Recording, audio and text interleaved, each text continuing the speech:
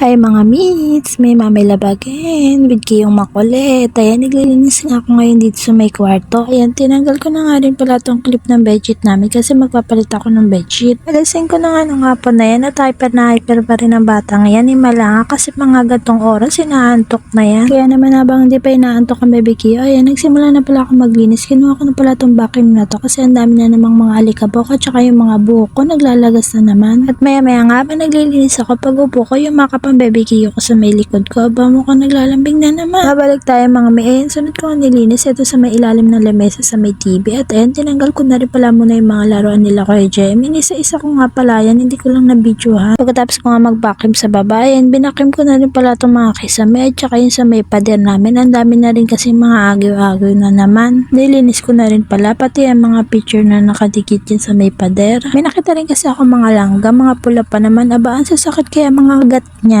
Tapos ko nga makalinis, ayan, nagplansya na pala ako ng uniform ni Kuya Jem na gagamitin para bukas. At kung nakikita nyo, grabe nga nilaki ng mga uniform ni Kuya Jem. Aba yung mga damit nga niya minsan ng mga sando, aba kasya na talaga sa akin. Kaya talaga kung bibili siya ng mga damit pang teens na kasi kung pang age niya, talagang hindi na magkakasya. Tapos ko na ang plansyahin yung mga uniform ni Kuya Jem at yun lang muna mga mi. Bye bye!